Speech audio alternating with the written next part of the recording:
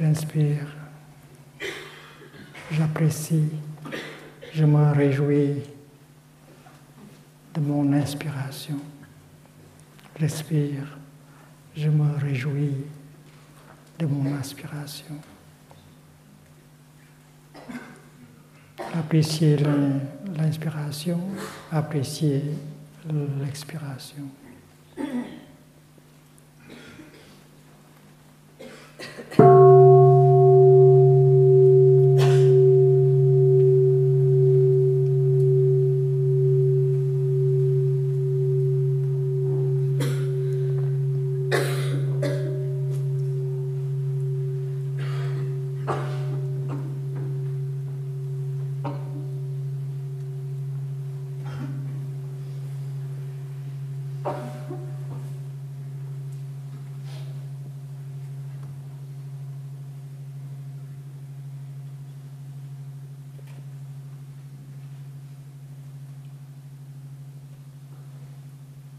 J'inspire, j'invite mon papa qui est présent dans chaque sainte lune de mon corps à respirer avec moi. J'expire, j'invite mon papa à respirer avec moi. Papa et moi, nous inspirons. Papa et moi, nous expirons.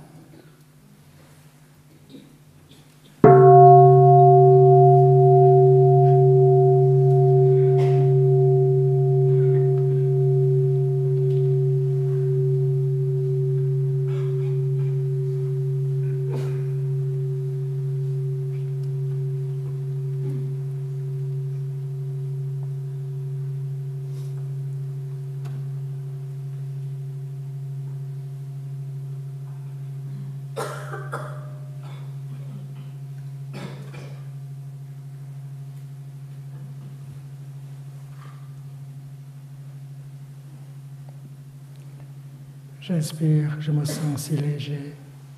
Papa, est-ce que tu te sens aussi léger comme moi?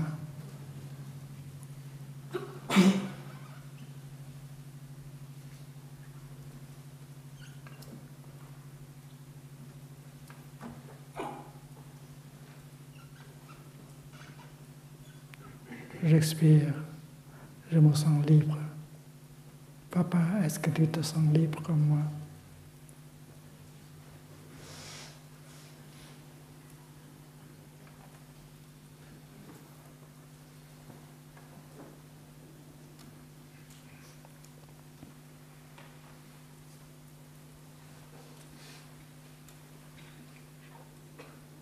J'inspire, j'invite ma maman à respirer avec moi. J'expire, j'invite ma maman à respirer avec moi. Maman et moi, nous respirons.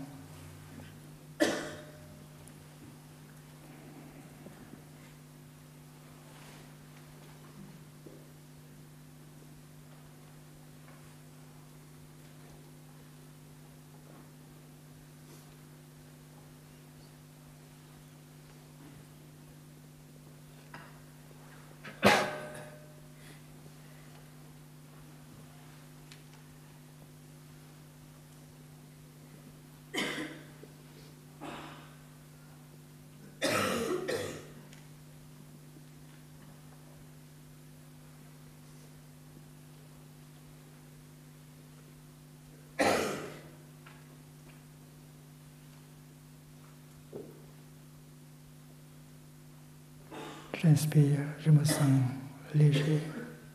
Maman, est-ce que tu te sens léger aussi, comme moi?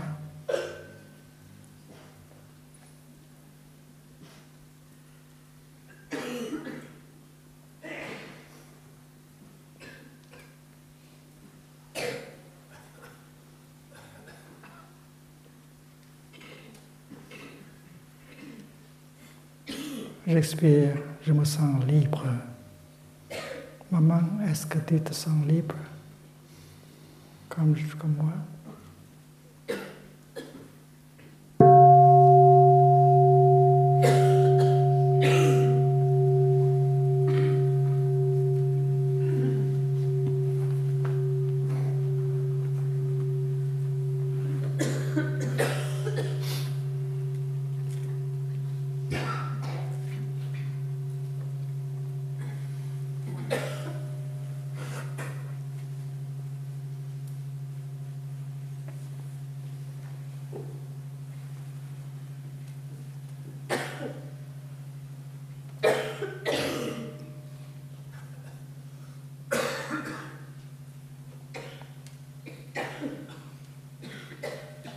J'inspire, j'invite Jésus-Christ, un de mes ancêtres spirituels, à respirer avec moi.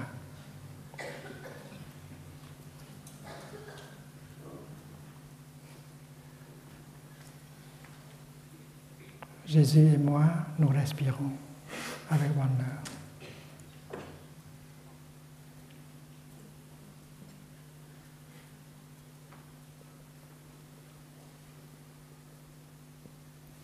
Moi, je suis vivante.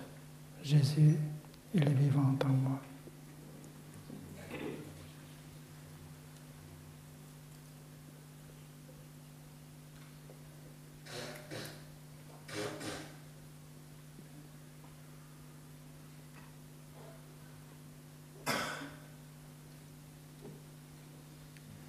J'inspire, j'invite le Bouddha, un de mes ancêtres spirituels, à respirer avec moi.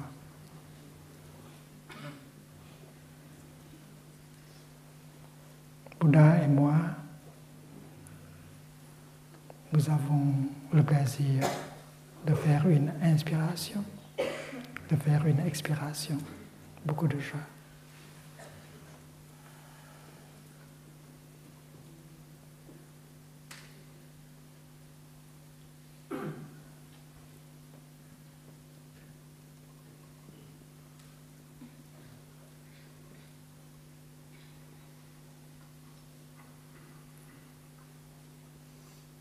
Bouddha est vivante. Moi, je suis vivante.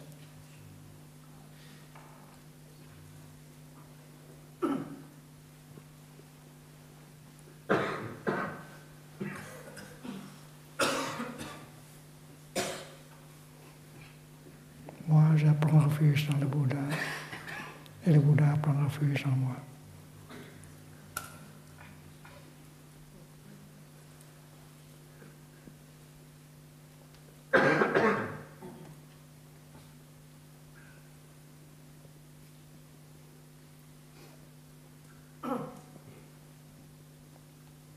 J'inspire, je m'établis dans le moment présent.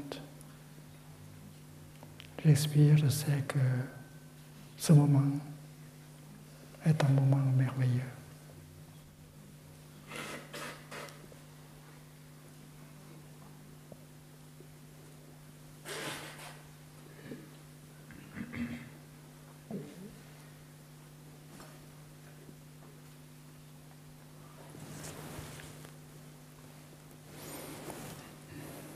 Chers amis, nous sommes aujourd'hui le 5 mars 2011.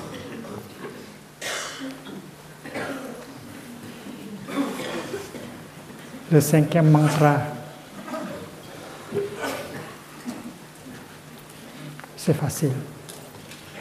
Le 5e mantra, c'est ce moment est un moment de bonheur. Avec la pleine conscience, on peut toujours faire du moment présent un moment de bonheur. C'est faisable, c'est possible. Avec la pleine conscience, on peut reconnaître les conditions du bonheur qui sont disponibles. Et cette reconnaissance fait surgir le bonheur. Donc, la pleine conscience, l'énergie de la pleine conscience est une énergie en or, une énergie qui nous permet à être heureux dans le moment présent. C'est parce que la pleine conscience a le pouvoir de reconnaître la présence des conditions de bonheur qui sont disponibles dans l'ici et maintenant. C'est pourquoi on dit toujours que la pleine conscience est la source du bonheur. Et nous savons comment générer cette énergie de pleine conscience. Le mot smrti, sati, signifie la pleine conscience. C'est moi qui ai utilisé le mot pleine conscience pour traduire ça. Avant moi, on a utilisé le mot attention. Mais la pleine conscience, je pense que c'est un meilleur mot pour traduire sati en smrti. Donc, étant pratiquant, on doit avoir ce pouvoir, cette capacité de transformer le moment présent en moment de bonheur. Où vous êtes, là où vous êtes, n'importe où, vous pouvez générer cette énergie de pleine conscience pour reconnaître les conditions de bonheur qui existent. Et on voit que le moment est digne d'être vécu. Moment après moment, le bonheur est possible.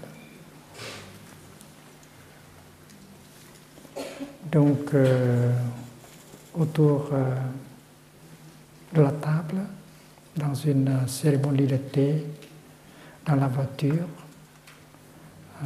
assis sur l'herbe, on peut toujours réciter le 5e mantra.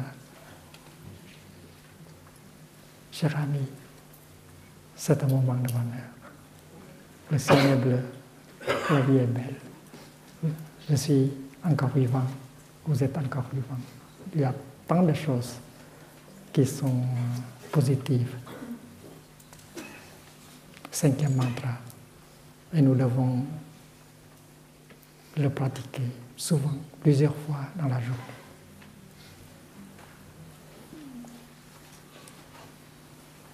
Vous tenant une tasse de thé, vous pratiquez le mantra avec la pleine conscience.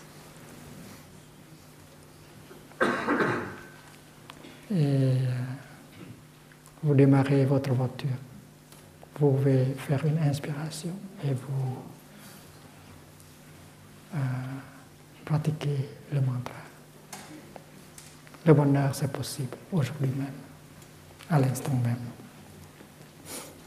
Nous avons déjà appris le premier mantra et nous pouvons pratiquer ces mantras-là en français. Le premier mantra, c'est « Je suis là pour toi ». Chérie, je suis là pour toi. Avec une inspiration dans la pleine conscience, vous amenez votre esprit vers votre corps, vous devenez présente.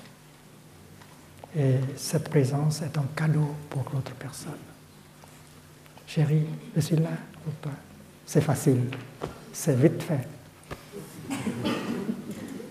Grâce à la pleine conscience.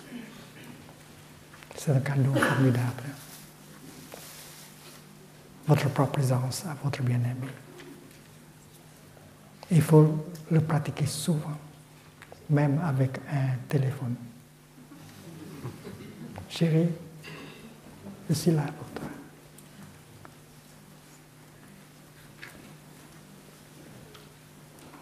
C'est pour générer votre présence, une présence concentrée, une belle présence. La qualité de votre présence dépend aussi à la qualité de votre respiration et la détente dans votre cœur. Et ça, ce sont des choses faisables. Deuxième mantra. Chérie, je sais que tu es là. Et j'en suis très heureux. Vous êtes présente et vous confirmez la présence de l'autre. Et vous pouvez utiliser votre portable. Chérie, je sais que tu es là. Et c'est mon bonheur. C'est si facile à pratiquer. Qui dit que la méditation est difficile? Ce n'est pas une corvée, c'est un plaisir. De s'asseoir, de marcher, de pratiquer les mantras. Donc, le deuxième mantra, c'est pour reconnaître la présence de votre bien-aimé. Votre bien-aimé peut être la Lune ou la planète Terre ou la Sangha.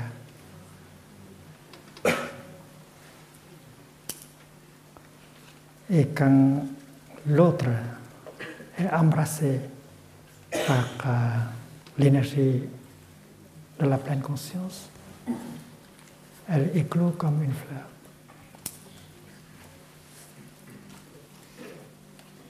Votre attention, votre pleine conscience, ce sont comme les bras qui embrassent. Embrassés par la pleine conscience, par l'attention de notre bien-aimé, nous éclosons comme une fleur. L'autre personne est assise près de vous, vous conduisez la voiture. Vous pouvez pratiquer. Chérie, je sais que tu es là, à ma droite. Je suis très heureux. Voilà.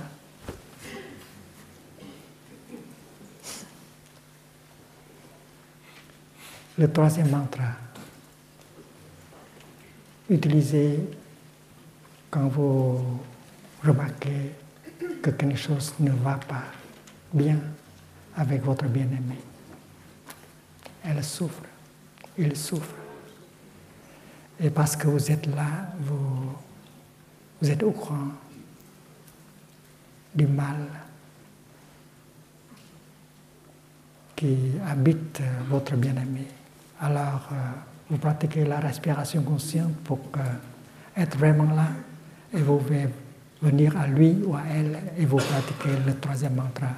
Chérie, je sais que tu souffres, c'est pourquoi je suis là pour toi. Je t'offre ma présence. C'est la chose la plus importante à faire quand votre bien-aimé souffre. Et nous pouvons aussi utiliser notre portable pour le mantra.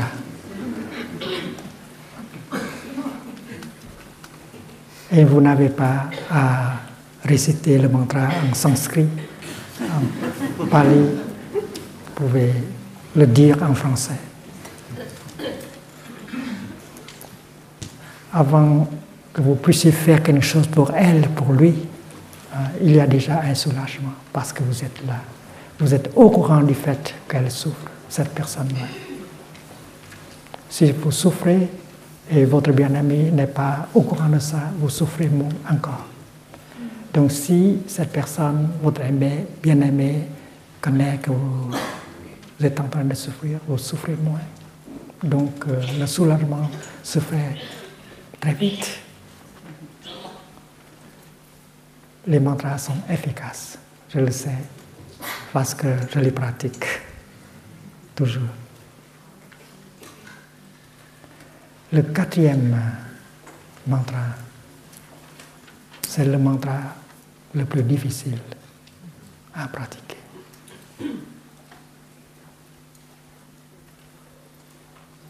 Mais avec la pleine conscience, avec l'amour dans votre cœur, vous pouvez pratiquer aisément. C'est dans le cas où vous souffrez et vous pensez que la souffrance a été créée par votre bien-aimé. Si quelqu'un d'autre a fait cela à vous, si quelqu'un d'autre a dit cela à vous, vous auriez souffert moins. Mais dans ce cas, ce n'est pas quelqu'un d'autre. C'est la personne que vous aimez le plus dans le monde qui vous a dit cela, qui vous a fait cela. C'est pourquoi vous souffrez énormément, profondément. Alors vous voulez aller dans votre chambre,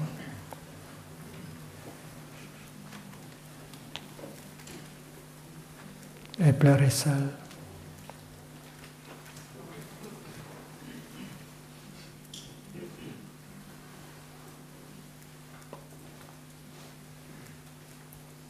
Et il y a une tendance à punir l'autre personne. C'est parce qu'elle a osé vous faire souffrir. Et ce qui se passe d'habitude, c'est que vous voulez exprimer, vous voulez dire directement ou indirectement que sans toi, je peux très bien survivre, je n'ai pas besoin de toi. Et c'est votre manière de le punir. Montrer que vous pouvez survivre très bien sans lui, sans elle. Et tout le monde a la tendance de faire la même chose. Si l'autre remarque quelque chose qui ne va pas en vous, et vous demande qu'est-ce qui ne va pas, et vous avez l'intention de dire que tout va bien. Tu souffres? Pourquoi je souffre?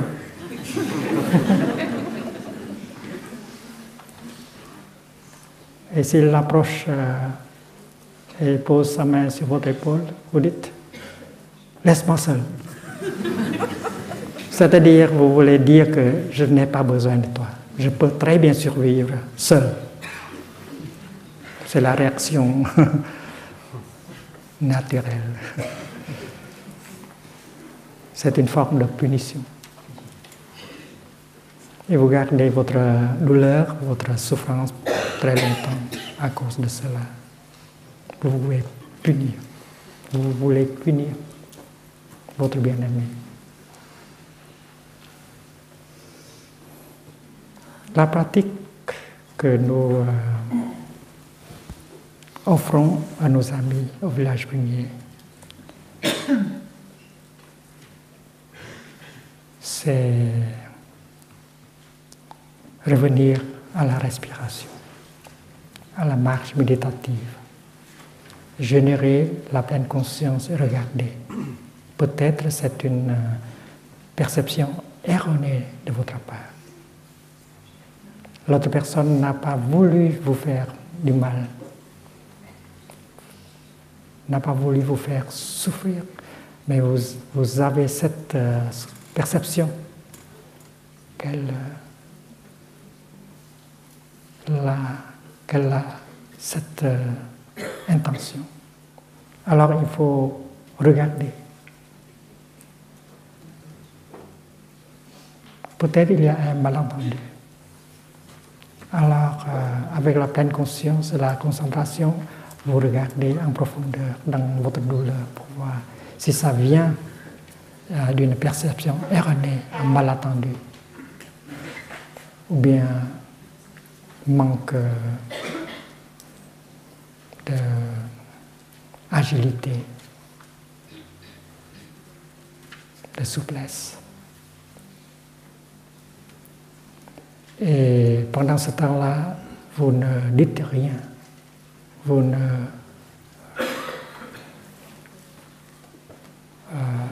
faites rien, seulement respirer, marcher, regarder en profondeur.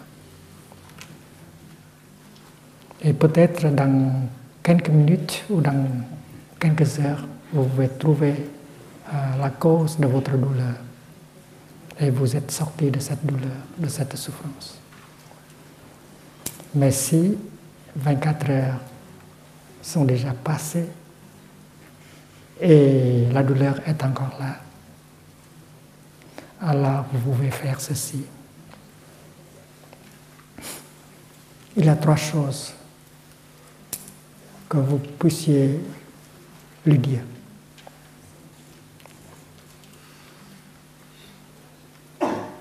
Et vous pouvez lui dire directement dans une voix avec un parler paisible.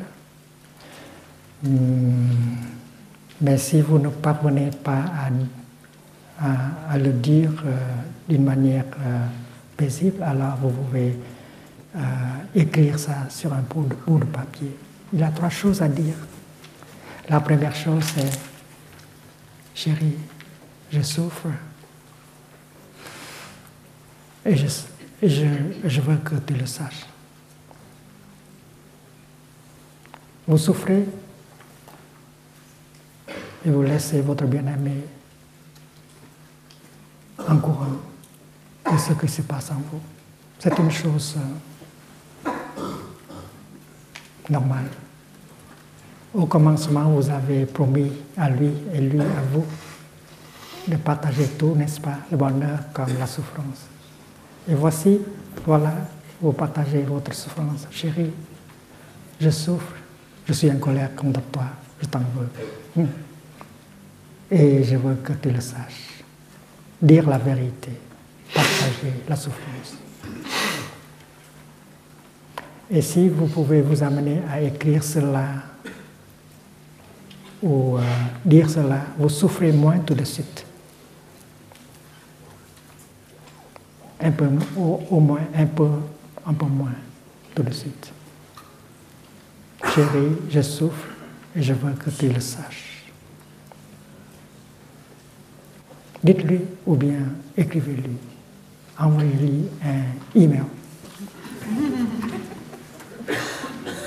Deuxième chose à dire. Je suis en train de faire de mon mieux. C'est parce que ça veut dire que vous êtes pratiquant. Vous n'êtes pas comme les autres. Quand vous êtes en colère, vous savez qu'est-ce que vous devez faire et qu'est-ce que vous ne devez pas faire. Ce que vous êtes en train de faire, c'est pratiquer la respiration profonde, la marche méditative et regarder dans la nature de votre colère, de votre souffrance, pour comprendre. Et grâce à cette pratique, vous pouvez sortir des difficultés. Vous êtes en train de faire votre mieux dans la pratique. Chérie, je suis en train de faire mon mieux. Il va comprendre, elle va comprendre que vous êtes en train de pratiquer. Cette personne-là sera fière de vous. Vous n'êtes pas comme les autres. Quand vous êtes habité par la colère, vous savez comment faire pour gérer cette colère. Il sera fier de vous. Ça va inspirer du respect de la part de l'autre. Donc, deuxième phrase. Chérie, je suis en train de faire de mon mieux. Ça veut dire que je peux réussir ou ne pas réussir. Je fais mon mieux seulement. Je ne sais pas. Donc il y a la dernière phrase. Aide-moi, s'il te plaît. Aide-moi, s'il te plaît. C'est parce que je peux ne pas aboutir à cette libération. Il me faut de l'aide. et tu es la personne qui peut m'aider. Vous êtes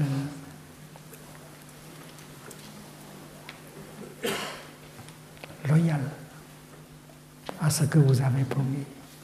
Partagez les peines, la souffrance. Et demander de l'aide, c'est une chose normale. Et si vous pouvez vous amener à écrire cette troisième phrase, vous souffrez tout de suite beaucoup moins. Je vous assure. C'est parce que vous avez surmonté votre amour-propre. Vous ne voulez plus punir cette personne.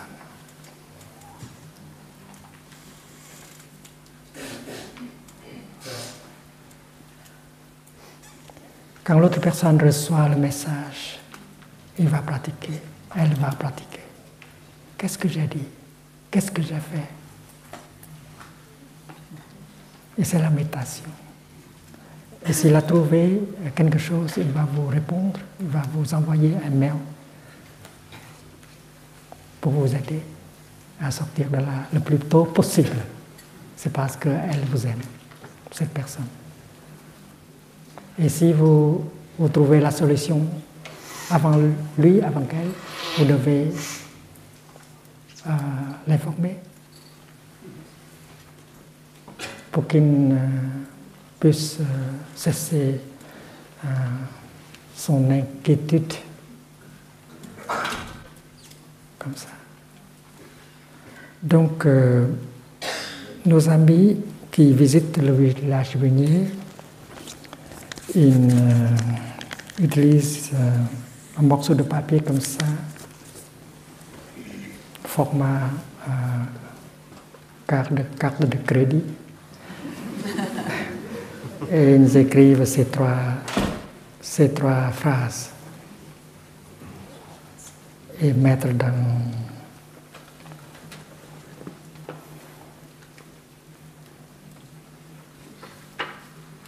votre portefeuille.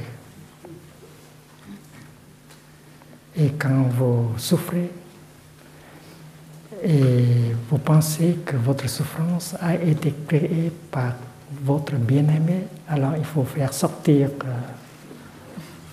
ce morceau de papier et lire. C'est le Bouddha dans votre portefeuille. C'est le Dharma dans votre portefeuille. Et vous savez exactement ce que vous devez faire et ce que vous ne devez pas faire. Chérie, je souffre. Je veux que tu le saches. Chérie, je suis en train de faire de mon mieux. Chérie, aide-moi. C'est simple. C'est le Dharma. Et ça marche. Ça marche bien.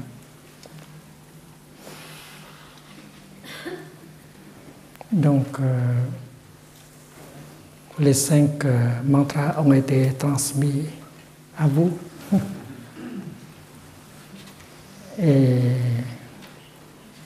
avec la pratique des 5 mantras, on peut réconcilier, on peut être heureux à chaque moment de la vie quotidienne. Et je pense qu'on peut aussi enseigner cela aux enfants. Quand j'étais en Chine, au Japon, j'ai enseigné les petits chinoises, les petits japonais, japonaises, ces mantras-là, surtout les 2 premiers. Et ils ont écrit ça en chinois, en japonais, pour apprendre par cœur.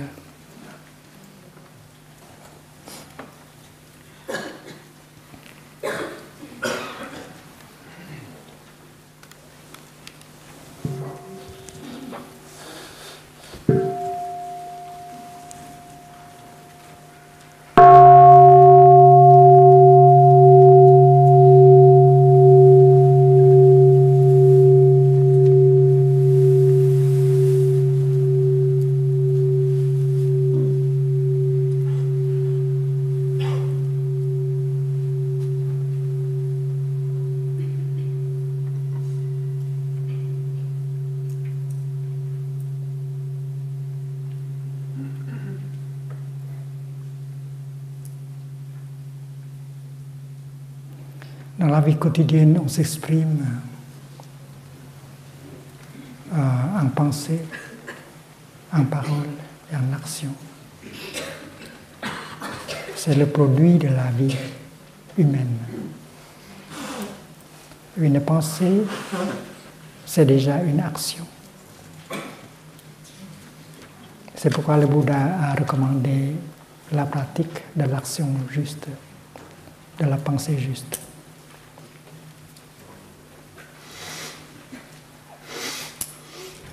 La pensée juste, c'est une pensée qui va dans la direction de la non-discrimination.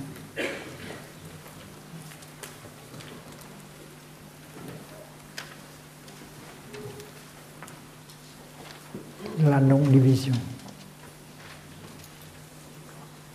dans la direction de l'inter-être. Une pensée juste, c'est une pensée qui va dans la direction de la compréhension et de l'amour, la compassion. Et en tant que pratiquants, nous pouvons toujours, à chaque instant, produire une pensée juste. Une pensée de compassion, une pensée de compréhension. Avec la pleine conscience, avec la concentration, on peut toujours produire une pensée juste, une pensée de compréhension et de compassion. C'est parce que cette pensée, après avoir été produite, elle peut vous guérir. Elle peut guérir le monde avec une pensée juste.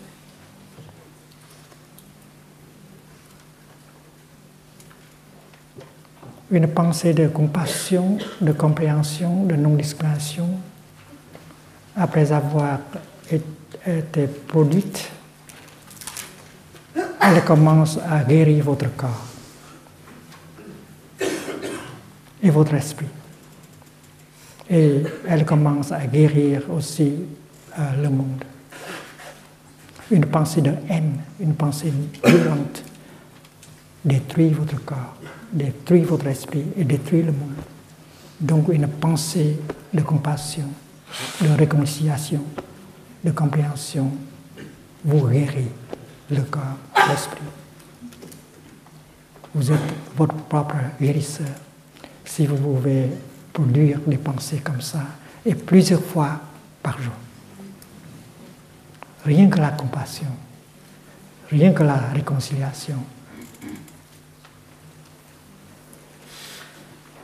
La colère n'est plus possible avec cette pratique.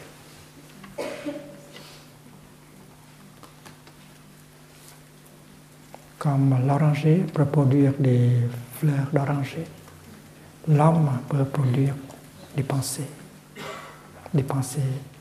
justes, des pensées belles, des pensées de compassion. Et c'est notre continuation.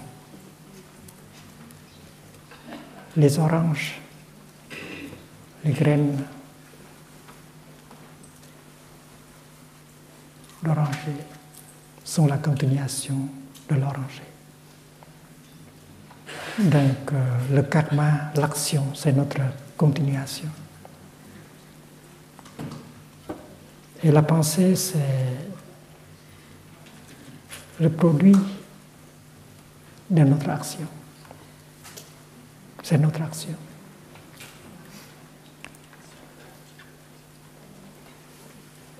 Et cela nous continue. Et si la pensée est belle, est juste, nous aurons une belle continuation. Et c'est pourquoi il faut à tout moment essayer de produire une belle pensée, une pensée juste. C'est en art. C'est parce que la pensée juste amène la parole juste.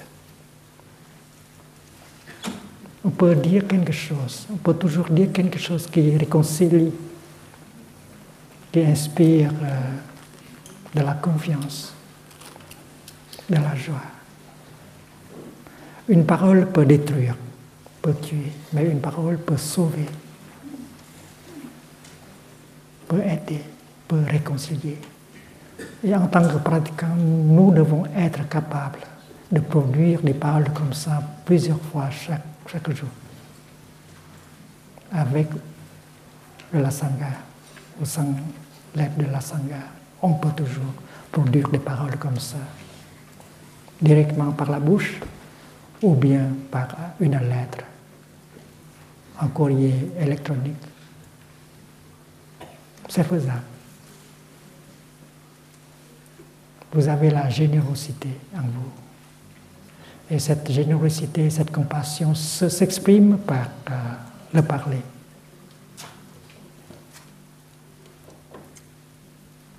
Et ce que vous dites, c'est aussi l'action, le karma. Et c'est votre continuation. Vous continuez par vos pensées et vos paroles. Et vous pouvez continuer en beauté. Et aussi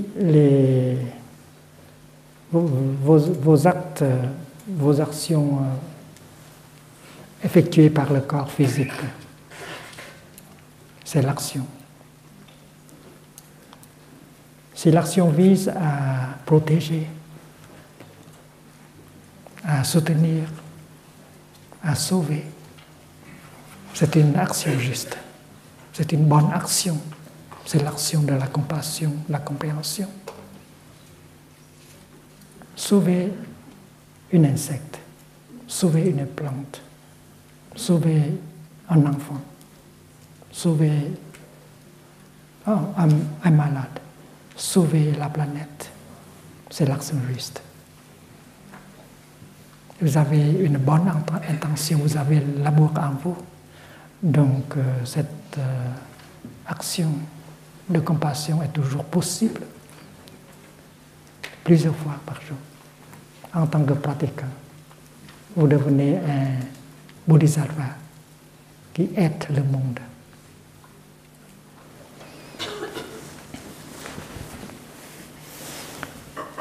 Quand Jean-Paul Sartre dit que l'homme est la somme de ses actes, il s'approche du bouddhisme. Et ces actes ici, ça veut dire l'acte physique comme la parole, comme la pensée. Et pour que la pensée soit juste, soit bienveillante, soit compassionnée, pour que la parole et l'acte soient compassionnés, il faut que nous ayons une vue juste. Une vue juste. Et c'est pourquoi dans le bouddhisme, la vue juste est la base de toute pensée juste, toute parole juste et toute action juste.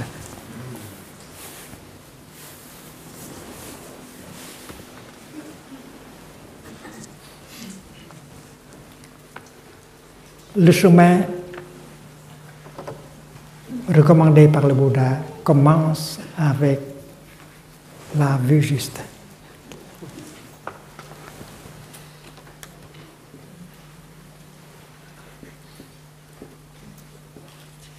La vue juste. Et nous pouvons dire tout de suite, la vue juste, c'est une vision profonde où il n'y a plus de discrimination. Il n'y a plus de séparation. Par exemple, corps-esprit. Vous pensez que corps, c'est une chose tout à fait différente de l'esprit. Il y a de la dualité. On se pose la question, est-ce que c'est le corps qui fabrique l'esprit ou bien l'esprit qui fabrique le corps?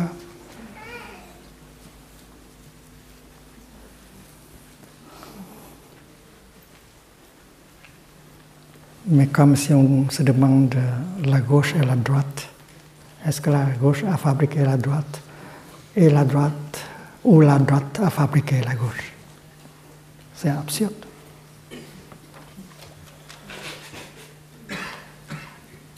la gauche n'est pas possible sans la droite. La droite n'est pas possible sans la gauche. Donc tous les deux se manifestent ensemble. Et on peut voir l'unité dans la gauche et la droite. Si vous êtes homme et femme de science, vous avez déjà constaté que l'histoire de la science est une marche vers l'unité.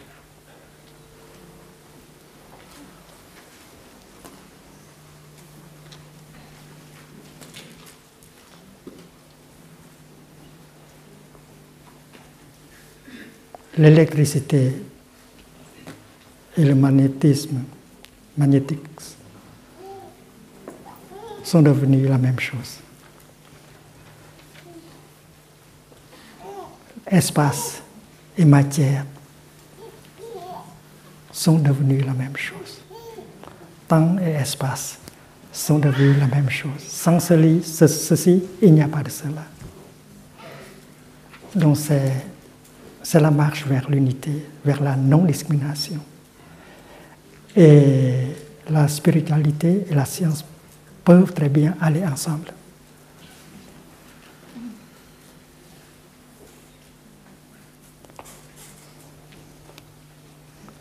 David Bohm a parlé d'un ordre implicite, implicate order.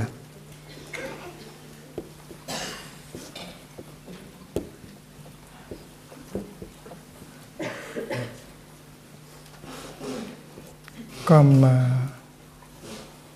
quelque chose de différent de explicate order. Dans l'ordre expliqué, les choses existent les unes hors des autres. Vous êtes en dehors de moi et le soleil est en dehors de l'arbre. Mais si on regarde en profondeur, vous voyez que le Père est dans le Fils est dans le Père, et la lumière est dans l'arbre.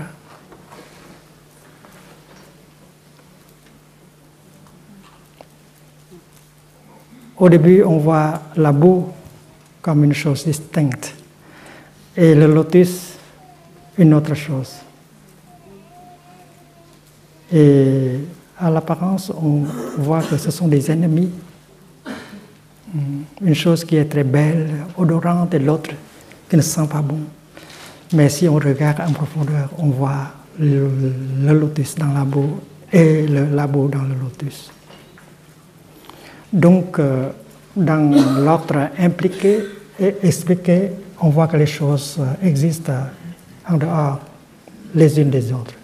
Mais quand on regarde en profondeur, on voit que les choses existent chacune dans l'autre, l'ordre impliqué. Dans le bouddhisme, on utilise le mot inter-être. Tu es cela, je suis vous, vous êtes en moi et je suis en vous. Dans la tradition chrétienne, si vous parlez de la Trinité, on peut voir cela aussi, le Fils dans le Père dans le Fils et le Saint-Esprit comme énergie du Père. Sans cette énergie, le Père n'est pas le Père, le Fils n'est pas le Fils. Donc c'est l'inter-être. Vous ne pouvez pas être par vous-même. Il faut inter-être avec tout. Et si vous parvenez à voir les choses comme ça, vous avez la vue juste. Il n'y a plus de discrimination, il n'y a plus de nord et de sud, de noir et de blanc.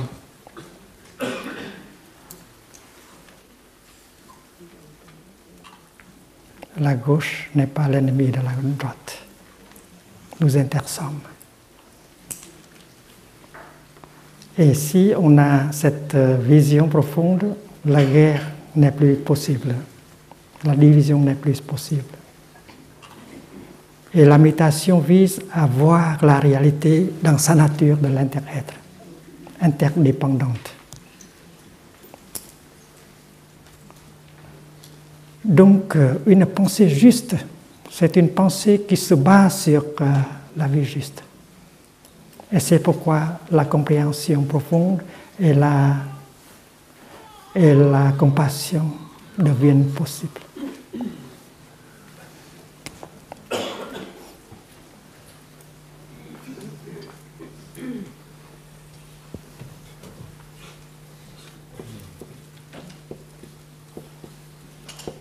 Pensée juste.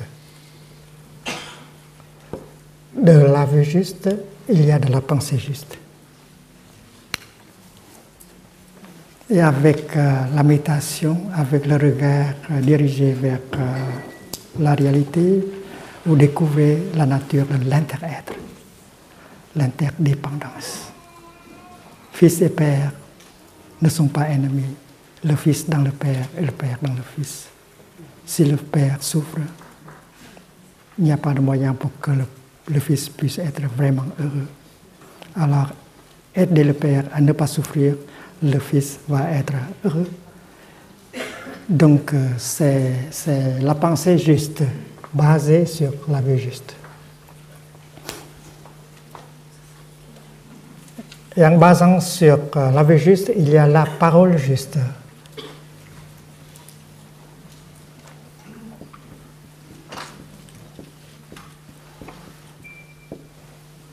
Une parole juste n'a pas de discrimination, seulement la réconciliation, l'harmonie, la compassion.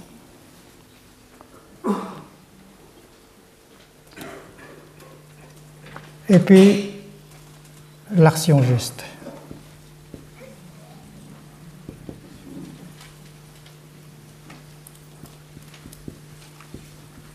Effectuée par le corps, qui vise à réconcilier, qui vise à sauver, à protéger.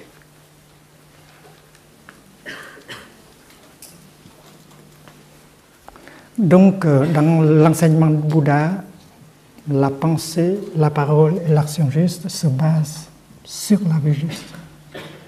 Et la vie juste, c'est le produit de la méditation, une vision profonde.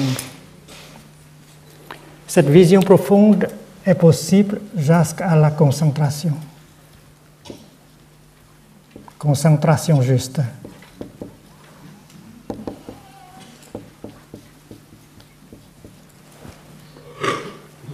Et cette concentration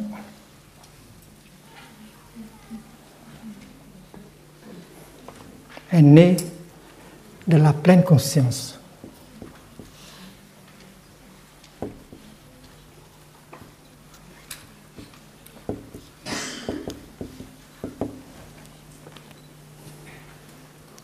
La pleine conscience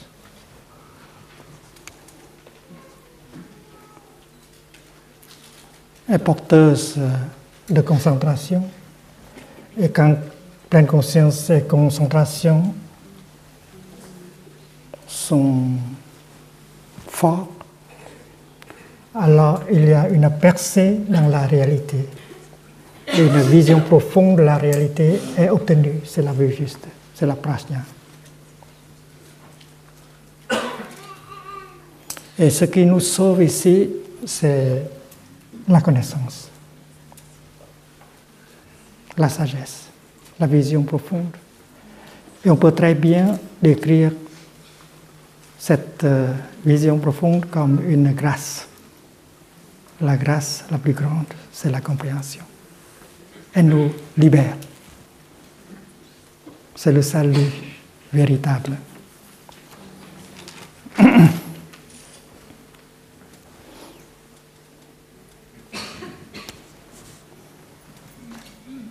Si vous vivez dans la pleine conscience, dans chaque moment de votre vie, c'est parce que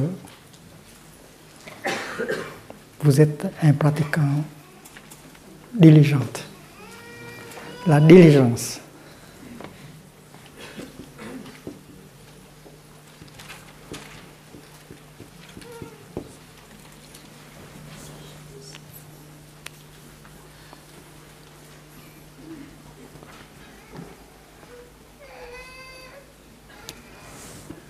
Et après l'action juste, avant la diligence, c'est un autre facteur qui s'appelle moyen d'existence juste.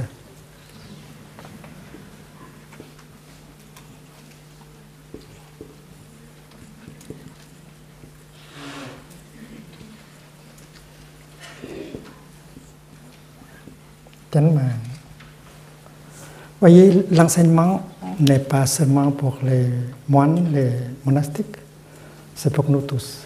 Nous qui avons un métier, moyen d'existence.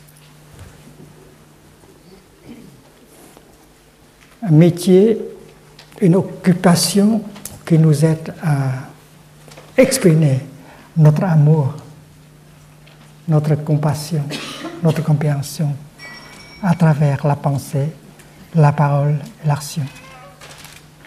Et si vous avez un travail, un métier qui vous aide tous les jours à exprimer en termes de compassion et de compréhension, vous êtes un homme, une personne heureuse.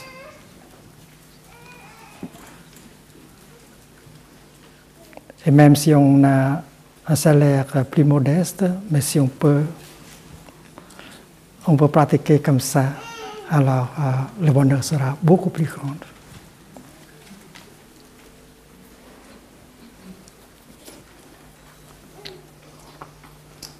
Donc c'est le chemin proposé par le Bouddha.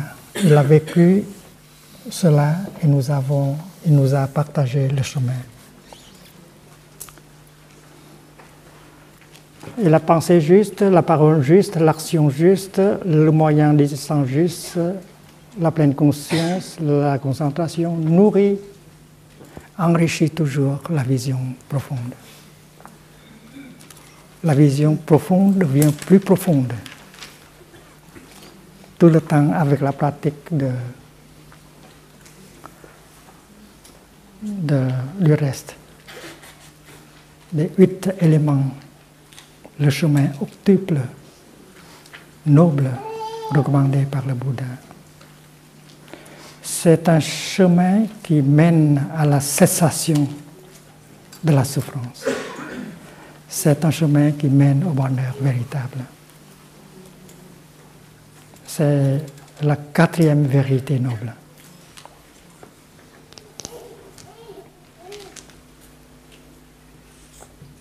Quatrième vérité noble, c'est la voie, le chemin.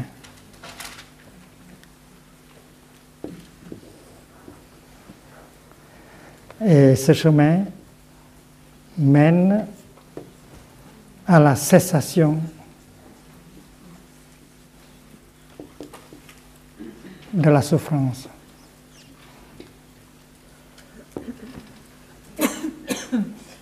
Et ça veut dire la présence du bonheur, c'est la même chose. La cessation de la souffrance, ça veut dire la présence du bonheur. Si vous enlevez l'ignorance, alors quelque chose va remplacer l'ignorance, c'est la connaissance. Si vous enlevez les ténèbres, ce qui reste, c'est la lumière. Donc il faut comprendre cette 3e vérité noble, cessation de la souffrance, ça veut dire la présence du bonheur.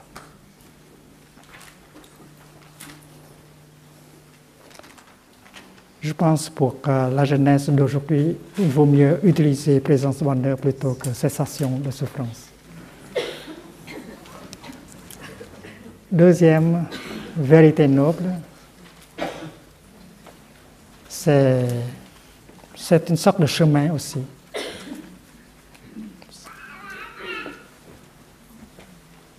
Ici, c'est un chemin, c'est une voie noble qui conduit au bonheur. Et la 2e vérité, c'est un chemin qui n'est pas noble du tout, ignoble.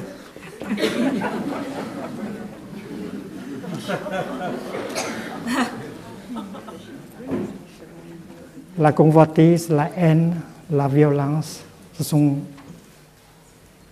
constituent un chemin ignoble qui conduit à la souffrance. Première vérité, la souffrance. Deuxième vérité, la manière de vivre qui amène la souffrance. Le contraire de la vue juste, le contraire de la pensée juste. C'est un chemin aussi, mais ce n'est pas un chemin noble.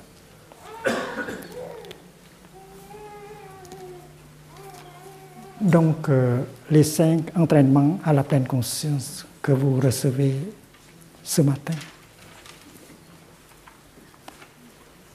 ils représentent d'une manière très concrète le chemin. Ils représentent l'enseignement du Bouddha en ce qui concerne les 4 vérités nobles. Ils représentent aussi le chemin noble qui vise à transformer la souffrance et à établir le bonheur.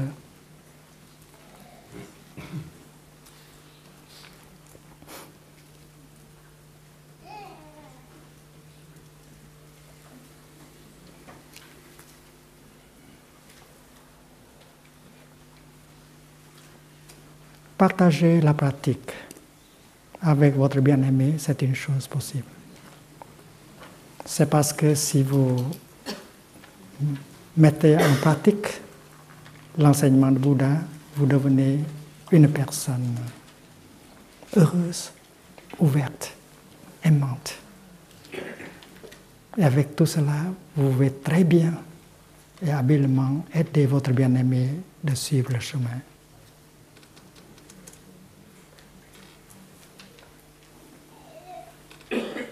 Vous n'avez pas à faire des sermons pour le convertir, la convertir. Votre manière de vivre montre la voie et l'autre personne va vous suivre. C'est parce qu'elle veut aller aussi dans la direction du bonheur, de la fraternité.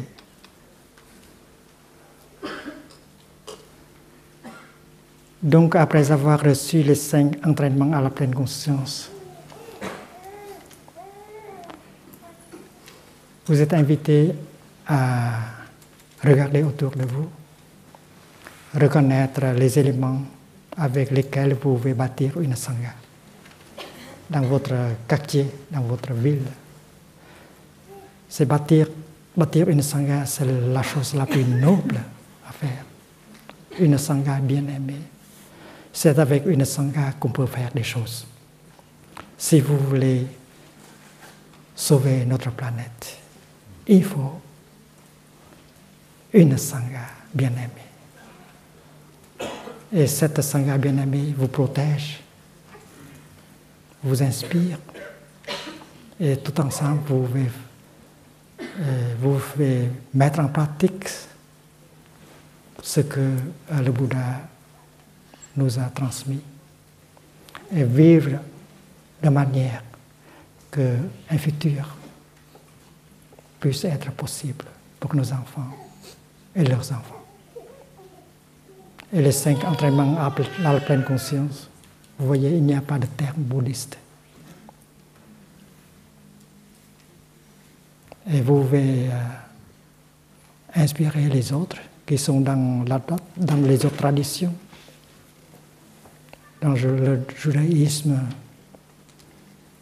dans l'islam, dans le christianisme, de faire la même chose. Creuser profondément dans leur propre tradition et offrir l'équivalent des 5 entraînements à la pleine conscience.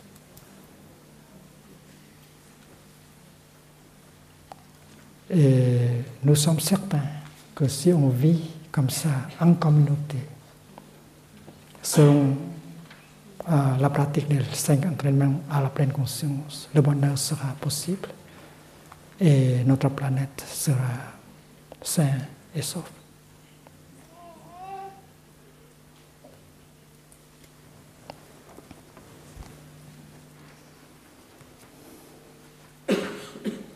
Avec votre bien-aimé,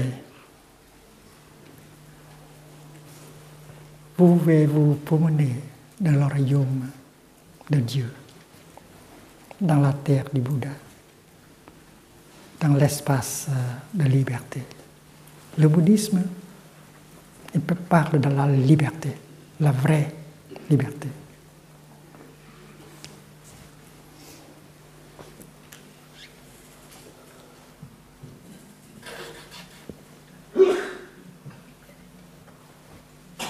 Parlons pas supposons qu'il y a ici une couche de la réalité appelée l'être.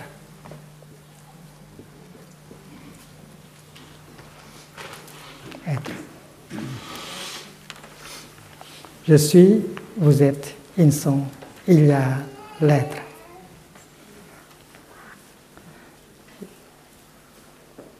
Il y a des théologiens qui disent que Dieu est la fondation de l'être.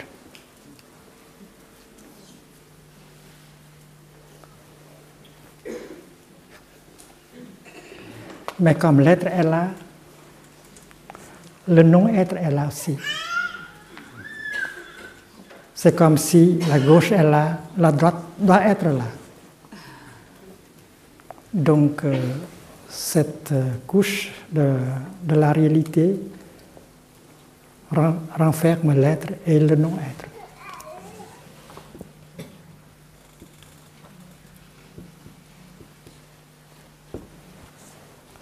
Et je me demande si Dieu est la base, la fondation de l'être, qui sera la fondation du non-être?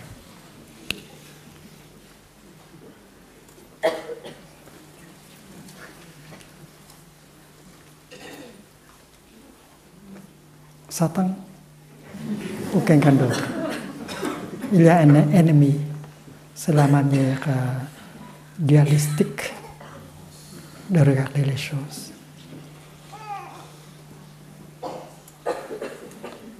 Et comme nous avons pratiqué ensemble le regard profond, nous voyons déjà que rien ne peut être par soi-même. Et tout doit interêtre avec toute autre chose. Et c'est notre vision. Regardez la fleur, une fleur. Est-ce que cette fleur peut être là par elle-même? Non. S'il n'y a pas de soleil, s'il n'y a pas de pluie, s'il n'y a pas de terre, c'est possible pour elle de se manifester pour être. Si on enlève le soleil, si on enlève la pluie, si on enlève la terre, il n'y a plus de fleurs. Donc c'est vrai que la fleur ne peut pas être par elle-même.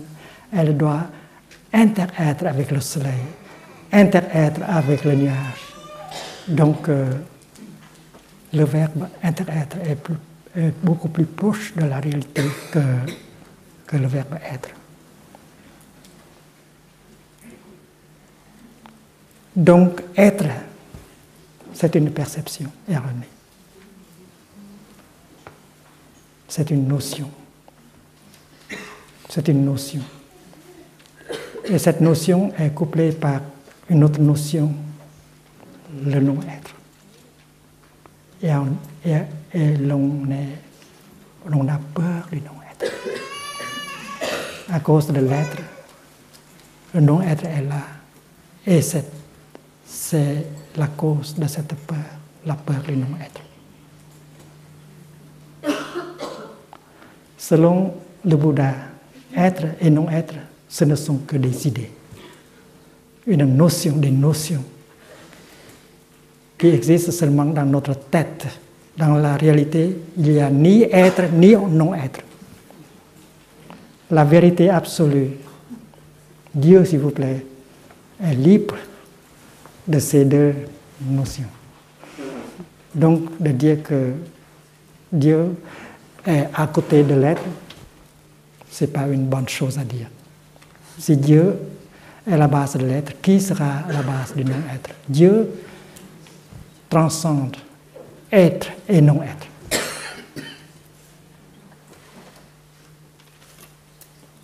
Et il y a des mystiques chrétiens qui ont vu cela, qui ont été capables de voir cela.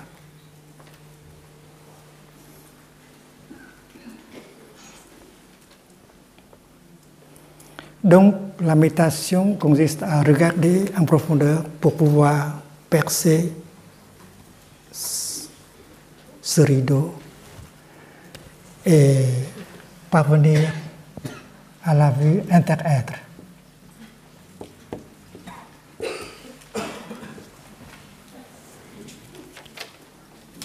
L'ordre impliqué.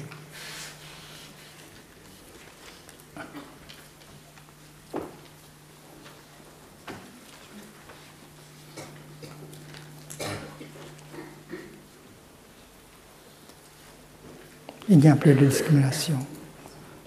Les choses intersont.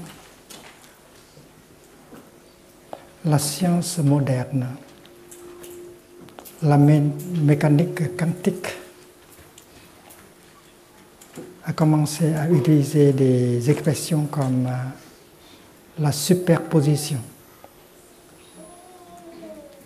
Mais le mot non-être, inter-être est beaucoup meilleur. La superposition, la non-localité, ici et là, ce sont des choses différentes. Mais dans la lumière de l'inter-être, l'ici contient le cela, et le cela contient.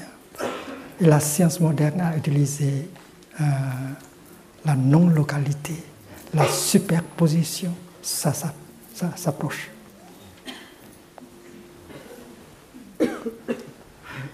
Donc, nous n'avons pas besoin des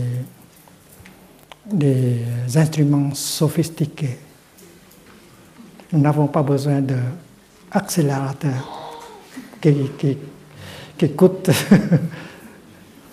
beaucoup. Nous avons besoin seulement de la pleine conscience et la concentration pour pouvoir voir. La science occidentale et l'intuition orientale s'approchent. Et elles peuvent travailler ensemble. L'instrument le plus important, c'est notre esprit. Même avec des instruments sophistiqués, vous avez encore besoin de votre esprit. Et si vous êtes plus attentif, plus concentré, alors vous pouvez découvrir. Donc, à partir de être et du non-être, on parvient à voir la réalité de l'inter-être. Et finalement, on entre dans la dimension appelée intime.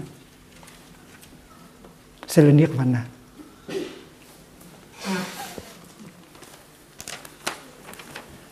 Mais le méditant, il regarde plus profondément.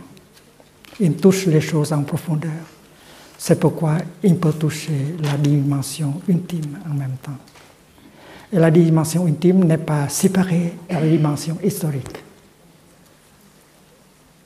C'est la même chose, comme la vague et l'eau. Quand on touche la vague, on touche l'eau. Et quand la vague s'élève, il y a de la joie, la jeunesse. Mais quand la vague commence à retomber, il y a de la peur du non-être, de la fin. La vague vit dans la dimension historique. Mais nous savons très bien que la vague peut vivre aussi la dimension intime. Si la vague se penche à elle-même et découvrir qu'elle est l'eau, alors toute peur va être dissipé. La montée est joyeuse, la descente est aussi joyeuse. Une fois que vous réalisez que vous êtes l'eau.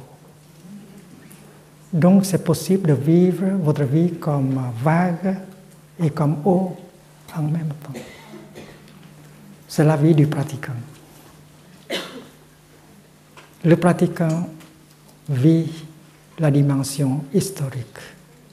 Il utilise un calendrier.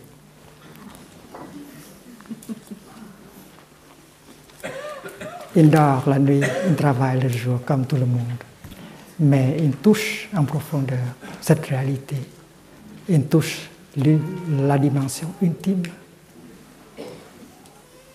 Il découvre que la naissance et la mort n'existent vraiment pas. Comme l'être et le non-être. Ça n'existe pas, l'être et le non-être.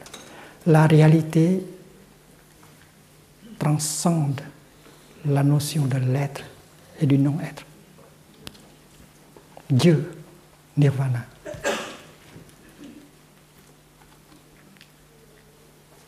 La naissance est conçue comme la venue de quelque chose à partir du non-être à l'être.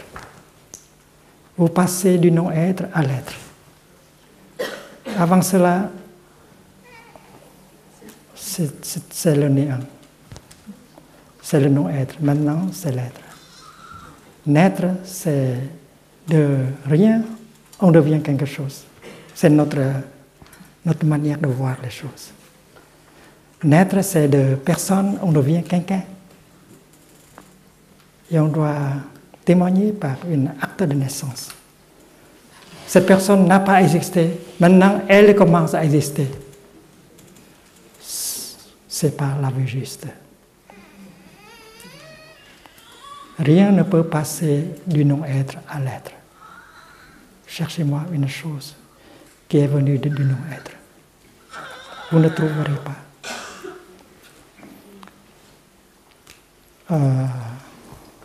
Le nuage que vous voyez au ciel, vous dites qu'il a été né avant sa manifestation comme nuage. Il n'a pas existé. Ce n'est pas vrai. Dans sa vie antérieure,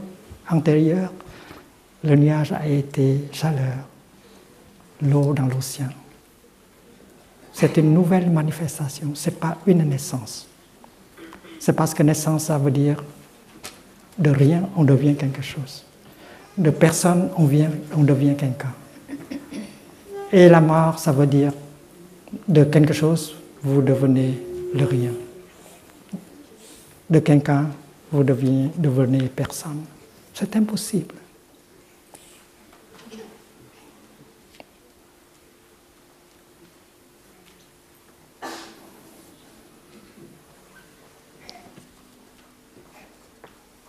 Et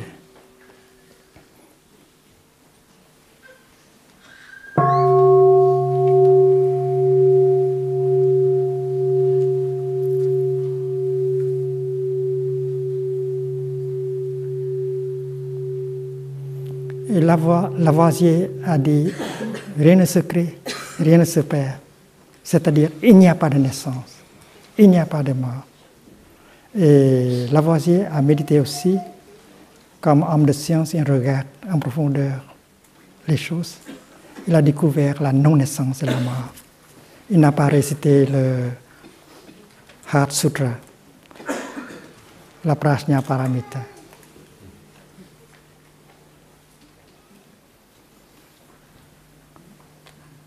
Donc,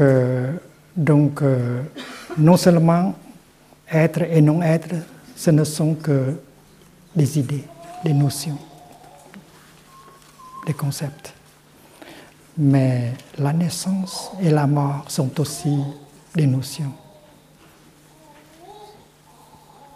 C'est parce que dans notre tête, nous pensons que être né, c'est du non-être, vous passez à l'être. Et quand vous mourrez, vous passez de l'être au non-être. C'est la cause de la peur. de l'angoisse. Et c'est la vision profonde qui vous sauve de cette peur, qui vous libère de cette peur du non-être. Donc nirvana, c'est l'absence des notions, l'extinction de toute notion. Il inclut la notion être, non-être, naissance, mort.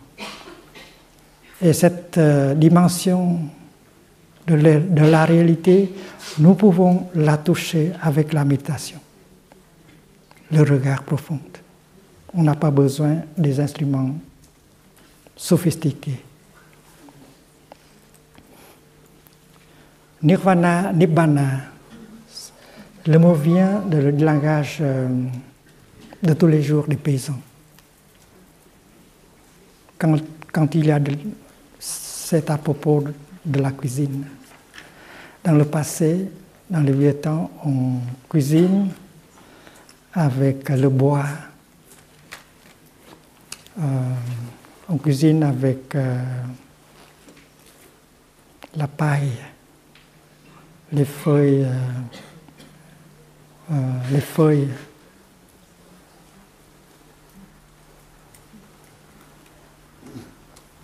et quand le feu n'est pas encore éteint, on risque de brûler les doigts si on touche le cendre. Nirvana, ça veut dire tout d'abord que le feu est déjà éteint. Il n'y a plus de brûlure possible.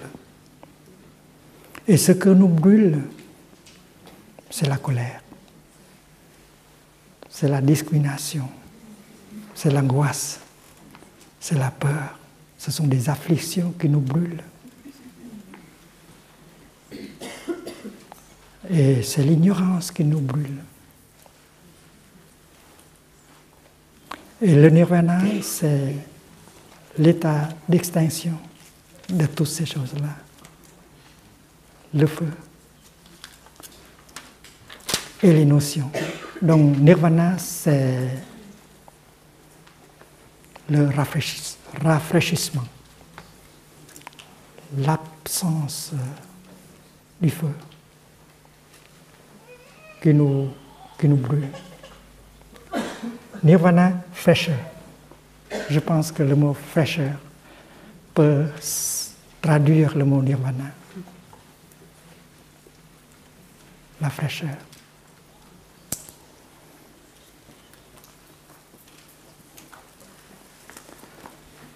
Donc, quand nous parvenons à éliminer toutes les notions être, non-être, naissance, mort, etc., alors la peur n'est plus là. L'angoisse n'est plus là. Et on a de la liberté. On peut flâner dans la dimension intime qui est nirvana. Et nirvana, ce n'est pas une chose qui appartient au futur. Nirvana, c'est maintenant. C'est ici même.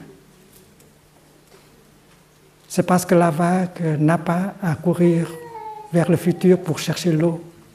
Elle est l'eau. Vous êtes nirvanisé depuis très longtemps. Alors, avec la vision profonde, on peut toucher cette dimension intime en nous, notre vraie nature de non-naissance et de non-mort.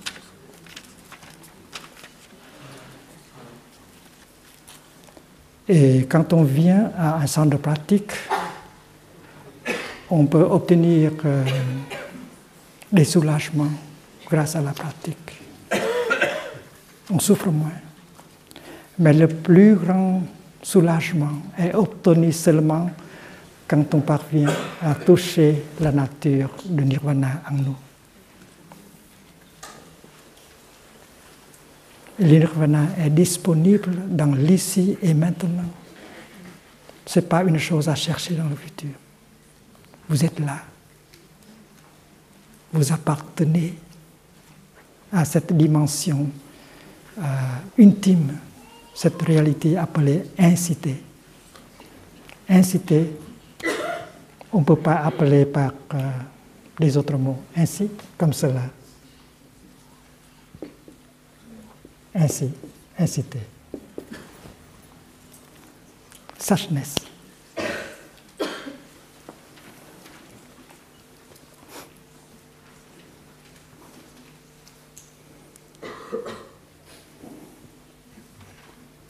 Donc, avec l'instrument de la pleine conscience, la concentration,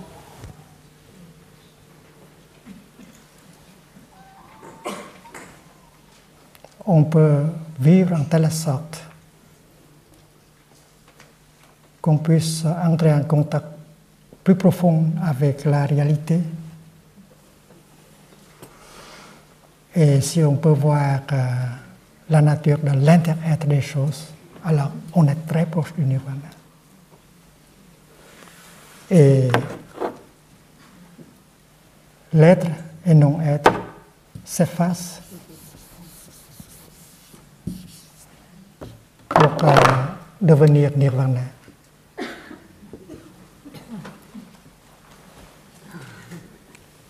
Nirvana ici et non seulement à l'autre côté.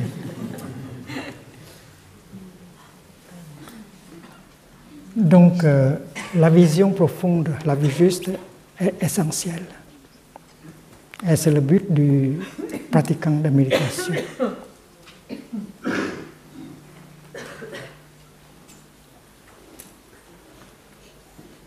Dans le christianisme, on peut penser que le Saint-Esprit, c'est l'énergie de Dieu. Et si l'énergie de Dieu est là, il y a la connaissance, l'amour, la guérison, la transformation. Et si on regarde avec les yeux bouddhistes, on peut voir que le Saint-Esprit, c'est la pleine conscience, la concentration et la vue juste. Si vous avez cette énergie de pleine conscience, de concentration, de vue juste, il y a de la transformation, de la guérison, le bonheur tout de suite. Et cela ne vient pas ailleurs, d'ailleurs, ça vient de nous-mêmes. C'est possible de générer la pleine conscience, de générer la concentration, d'atteindre la vision profonde par nous-mêmes.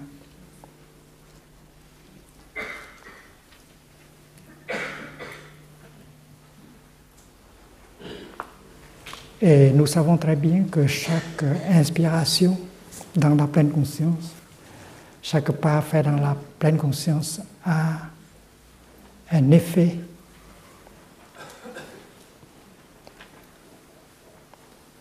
tout de suite. Une respiration dans la pleine conscience fait naître l'énergie dans la pleine conscience. Elle vous aide à être là, concentré pour pouvoir entrer en contact avec les merveilles de la vie. Et si vous continuez, vous pouvez entrer en profondeur, contacter en profondeur ce qui est là, pour toucher la dimension intime, Dieu, ou bien le nirvana.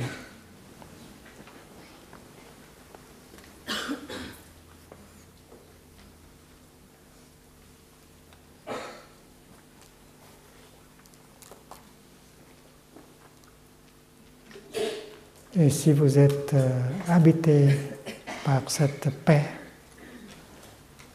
par cette non-peur, alors vous êtes libre. Et vous pouvez aider beaucoup de personnes à faire la même chose. Et chacune de nous peut être animé par l'intention de bâtir une sangha. C'est le vœu de tout pratiquant. Si vous avez le bonheur, la paix en vous, vous voulez naturellement partager. Et la meilleure façon de partager est de bâtir une sangha. Vous avez besoin d'une sangha pour continuer. La sangha a besoin de vous pour être formée.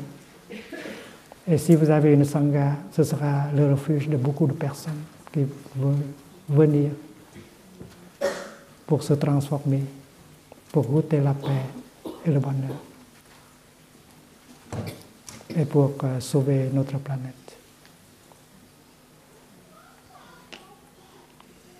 Et en tant que pratiquant, vous avez cet esprit d'amour, bodhicitta, ce vœu, cette énergie. L'amour, c'est une énergie. Vous voulez aider les gens à souffrir moins. Vous voulez préserver cette planète.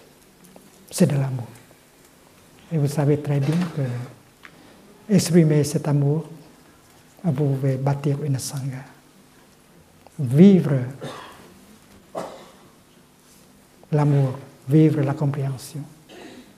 C'est la seule manière pour réaliser votre vœu, votre intention. Chers amis, ça a été formidable de pouvoir vivre ensemble le Dharma pendant une semaine. Nous sommes une belle sangha bien-aimée. Et on va continuer demain, après-demain, partout.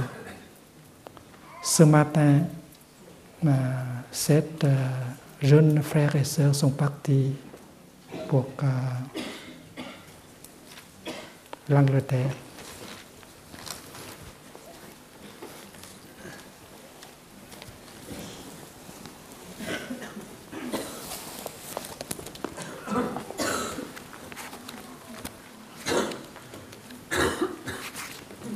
Les jeunes moines et moniales. Ils prennent l'avion de Bergerac à Londres. Et le programme, c'est Wake Up. Ils vont, 3 sœurs et 4 frères, ils vont contacter les jeunes en Angleterre pour organiser les pratiques.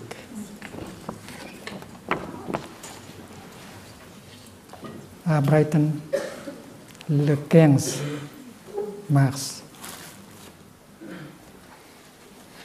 à la Friends Meeting House, ils vont pratiquer avec les jeunes de 6h à 8h du soir. Après cela, ils vont aller à l'Imperial College. Avant cela, Imperial College, le 8 mars. Le 9 et le 10, à Leeds University. Le 11, le 12, à London SOAS. Le 14, Oxford University. Le 15, Success University. Et le 16, Cambridge University. Et le 19, du 19 au 21, Canberra Hall, une retraite de 3 jours pour les jeunes. Donc, ce que nous faisons en tant que communauté, et quand vous rentrez chez vous, vous savez qu'est-ce que vous devez faire pour continuer cette pratique. que nous avons bien commencé ici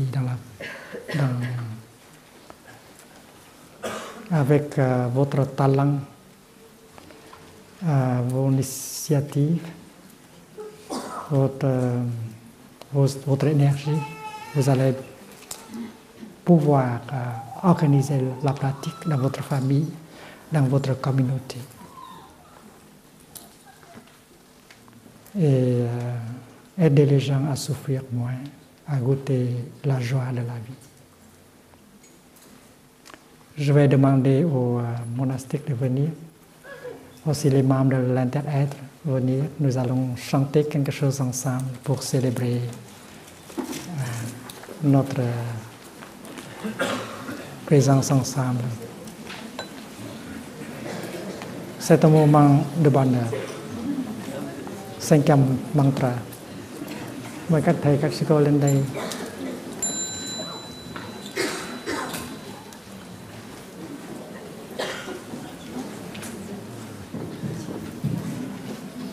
Chers amis, avant que nous allons offrir un chant, j'aimerais vous annoncer que dans notre amour nouveau, nous avons 67 sœurs, amour du bas 55 sœurs, amour du haut 80 frères. Nous avons besoin d'un professeur de français dans chaque amour.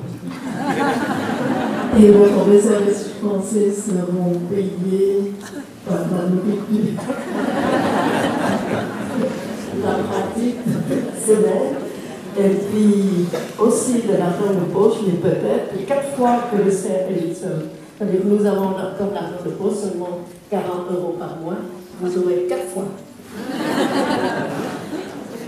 Mais si vous aimez la pratique, vous pouvez rester 3 mois chez nous et puis vous faire autre chose. Mais nous avons besoin des professeurs de français volontaires comme ça parce que c'est honteux pour nous de rester en France sans pouvoir parler de français. Et vous savez très bien, les sœurs, très gentilles, ils ne parlent pas le français. Et c'est un peu dommage. Et on a besoin des volontaires. On ne sait jamais, parmi vous, il y a quelqu'un qui veut bien rester comme nous.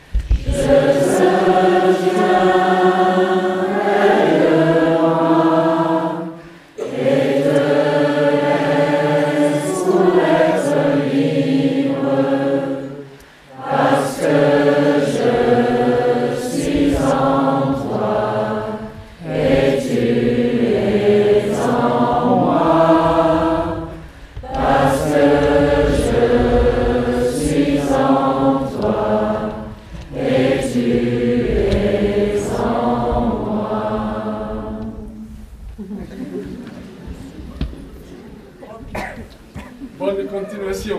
Bonne continuation.